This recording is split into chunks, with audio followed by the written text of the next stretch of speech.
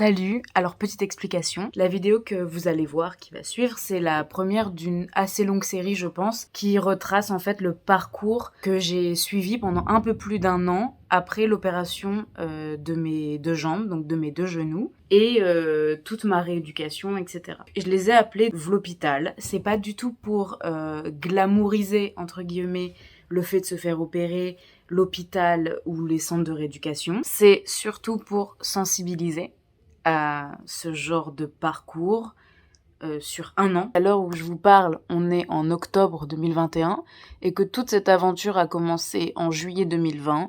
Ne vous formalisez pas à tout ce que je dis là et aux premières vidéos, je vous conseille de regarder tout en entier si vous commencez. Ça fluctue beaucoup, ma vision des choses fluctue, et je suis d'ailleurs très contente de voir l'évolution de certaines de mes pensées et l'évolution de mon état, de mes moods, voilà, de l'évolution quoi, et ce que ça m'a apporté surtout. Tout ce processus de me filmer, ça m'a aidé aussi à tenir sur la durée, à avoir une sorte de projet à moi. Ça me faisait passer le temps et ça me faisait m'accrocher à quelque chose. Je suis très contente d'avoir continué jusque-là. Je suis un peu en pause en ce moment parce que à l'heure où je vous parle, je ne vais plus chez le kiné pour voir comment j'évolue sans la rééducation. Bref, j'ai dire enjoy mais pas du tout.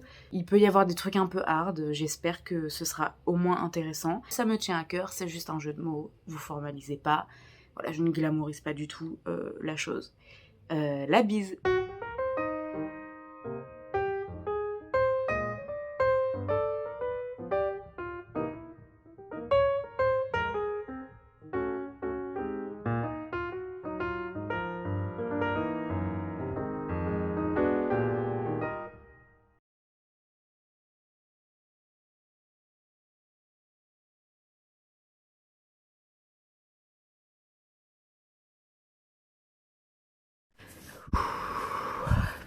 C'est horrible parce que je crois que c'est la première fois que je fais ce genre de crise. Je sais pas comment expliquer, mais en gros, je pleure et mon visage se crispe par vagues, mais ça va pas avec mon mood. Enfin, jusqu'à il y a 2 minutes, je me sentais pas du tout angoissée et là même, j'ai pas l'impression d'angoisser. Ce qui m'angoisse, c'est le fait de pleurer et genre mon visage il fait des expressions tout seul de souffrance, genre c'est trop bizarre, j'ai jamais eu ça. Là j'ai pris le médicament qu'ils m'ont donné, le Xanax là je voulais pas le prendre. Mais en fait je comprends pourquoi ils me l'ont donné. En fait c'est vraiment, j'ai l'impression que mon corps il fait ça tout seul. Je regardais la télé tranquille, il y avait aucun problème. Et vous voyez ça là, je le maîtrise pas du tout. J'ai pas envie de pleurer, je suis pas angoissée actuellement, j'ai juste l'air angoissée. J'ai l'impression que tout ce que j'ai refoulé ressort en fait, mais qu'il ressort à un moment où je ressens même pas de l'angoisse. J'ai l'impression que le médoc il fait effet. C'était des vagues de crispation et là j'ai comme des vagues de détente, même dans mes jambes et tout, je sens un truc bizarre. Peut-être que je suis en train de totalement délirer, mais là je sens que je suis en train de m'engourdir là. Je crois que je suis en train de redescendre. C'est bizarre parce que des fois dans la vie, on croit qu'on a déjà été angoissé, qu'on a déjà eu le plus gros stress de sa vie. On se rend compte que pas du tout. Quand c'est parce que c'était une crise d'angoisse. Peut-être que j'ai déjà eu des crises d'angoisse, mais ce truc-là que j'ai eu, c'est la première fois de ma vie. Je crois que le truc que j'ai pris, il est fulgurant quoi. Il m'a détendu en deux. Mais c'est l'aventure, c'est une expérience.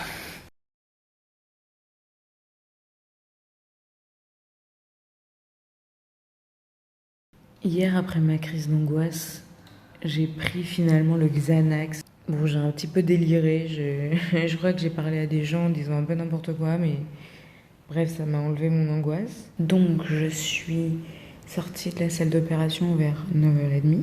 Mais je suis restée 1000 ans en salle de réveil parce que ma tension était basse et j'arrêtais pas de tomber dans les vapes. Qu'est-ce que je peux dire de l'opération ? Du coup, j'ai été éveillée. Et je trouvais ça génial d'être éveillée. Le seul problème, c'est que je voyais pas et j'avais envie de voir.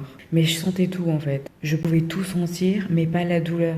À un moment, ils ont mis des coups de marteau pour enfoncer des trucs, tu vois.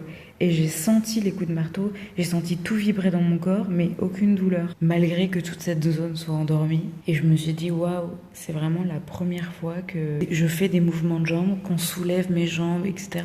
Mais que j'ai pas de douleur. C'est la première fois en genre au moins 7-8 ans que je ressentais plus aucune douleur. Et là, je suis toujours un peu engourdie. Je touche, genre là, ma cuisse, je touche ma cuisse. Je sens mes doigts sur ma cuisse. Mais c'est comme s'il y avait une couche protectrice et que du coup, ça amortissait de ouf les sensations que je pouvais avoir. Alors, si je me griffe là, je pense que je sens rien du tout. Mais je capte la présence de ma main. J'ai des cathéters en fait là dans les deux jambes qui partent du haut. Voilà, les cathéters en fait ils me permettent d'injecter directement dans ma jambe un antidouleur sur lequel j'appuie comme ça. Donc j'en ai un du côté droit, un du côté gauche. Donc je pense que je vais avoir une cicatrice un peu de la taille des bandages. Et voilà, bah là quand je touche, pour moi c'est encore, je sais pas comment expliquer, c'est pas moi là. Mais là par contre, mes pieds, tout ça, ça se réveille et la douleur se réveille un petit peu là. C'est une nouvelle douleur en fait. En temps normal, quand je suis dans mon lit, j'ai des douleurs, j'ai mal parce que même le moindre petit mouvement de pied me fait totalement bouger la rotule. Donc en même temps, bah adieu l'ancienne douleur et en même temps, genre, je sais pas ce qui m'attend.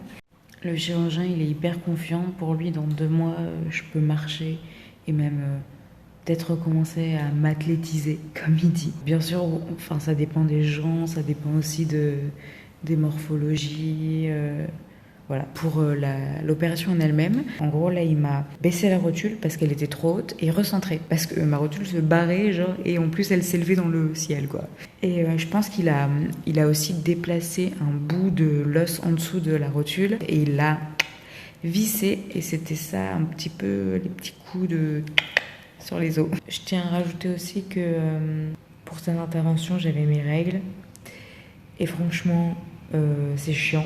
J'y ai pas pensé du tout en prenant le rendez-vous, en fixant la date. Mais si vous êtes bien réglé, faites gaffe à ça. Mais en vrai, c'était fun.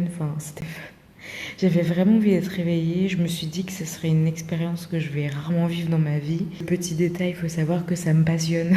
Je voulais vraiment, vraiment, vraiment entendre, savoir ce qui se passe, les processus, être là en fait, en conscience. Et vraiment, je regrette pas. Je pense que c'était une des meilleures expériences de ma vie. Mais aussi peut-être la pire, mais c'était... je sais pas, ça m'a... je sais pas, c'était ouf.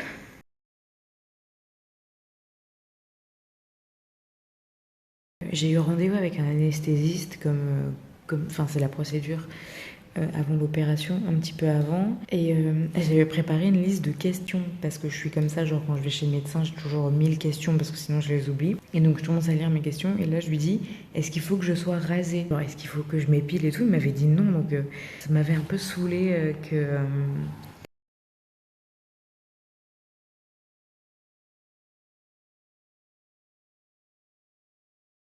En fait, ce qui est perturbant dans les hôpitaux et quand tu as des rendez-vous, etc., c'est que c'est des gens, c'est leur métier, ils font ça tous les jours et ils se rendent pas forcément compte que nous, on va pas avoir les informations. Ou peut-être, il y en a un qui m'a dit on peut pas tout donner parce que les gens comprennent pas tout. Mais des fois, il y a vraiment des informations au compte-gouttes. Des fois, on oublie de nous dire des trucs qui sont hyper importants, je trouve, et on nous laisse un peu dans un flou qui est vraiment stressant. Donc après, je comprends qu'on puisse pas tout dire et puis... on se laisse un peu porter parce que voilà, faut faire confiance aussi. Mon sentiment, c'est que les médecins, ils ont pas ton temps, tu vois.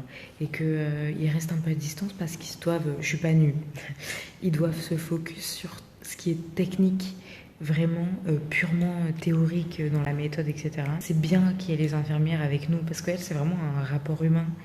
Et elles sont là tout le temps, les aides-soignantes aussi, et elles apportent les informations, les petits détails en fait, auxquels on ne pourrait pas penser quand on est trop dans la théorie et qu'un patient, voilà, un peu stressé, etc., va forcément avoir besoin d'entendre ou de savoir.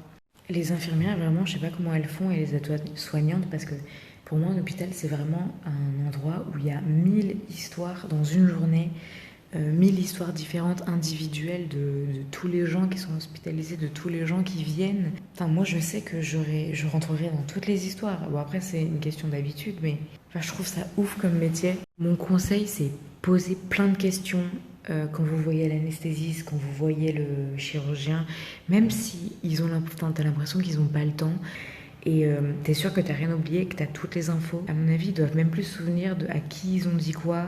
Ils doivent même pas savoir que nous, avant, on nous a pas tout dit. Prévoyez toutes ces questions-là auxquelles on pense pas forcément. En tout cas, n'hésitez pas à demander le processus avant, pendant et après. Genre après, où c'est que vous allez, où c'est qu'on vous emmène, combien de jours vous restez. En fait, je pense qu'il y a une grosse part que doit faire le patient. Peut-être un peu des recherches, s'intéresser à ce qu'il va faire et se demander est-ce qu'on m'a tout dit. C'est votre boulot en fait. Et on ne fera pas forcément tout pour vous. Donc ça, il faut le savoir. En fait, le plus gros stress pour moi, enfin il y en avait plusieurs, c'était est-ce que l'opération va être annulée? Parce qu'on m'a dit plusieurs fois, si t'as des problèmes de dents, on t'opère pas. Et c'est vrai que moi, j'en ai beaucoup. Et en fait, la plus grosse part qu'il y avait, c'était ma flemme. Ma grosse flemme de dab, de pas avoir envie de faire la rééduque parce que je sais que ça va être long, ça va me demander des efforts. Et en fait, j'ai la flemme. Grâce ou à cause, je sais pas trop, au Covid, en fait, j'ai une sorte de chambre faite pour deux, mais je suis toute seule. J'ai la télé gratuite parce que le service télé payant n'est pas encore ouvert parce qu'on est genre en code blanc. Donc finalement, j'ai choisi mon moment, on va dire. Puis j'ai aussi une petite vue. Je suis à Nice, à Pasteur, et j'ai une petite vue voilà, sur la mer et le château. Et franchement, ça ne me déplaît pas. Voilà, je pense que pour aujourd'hui, je vais m'arrêter. J'ai hâte de reboire, j'ai hâte de remanger. Là, on n'est que J+1, donc... je vais me laisser un peu le temps. Avant de vous conseiller le chirurgien, je vais voir un petit peu... Je vais parler de la rééducation aussi. C'est une machine de kiné qui me fait faire des mouvements, mais moi je fais rien, genre c'est la machine. Là je suis shootée, donc je ressens vraiment aucune douleur. Tu vois, là ça se baisse. Après je dis aucune douleur, c'est pas vraiment ça, c'est genre... elle est encore présente, mais elle s'est calmée quoi. Enfin c'est pas genre c'est supportable.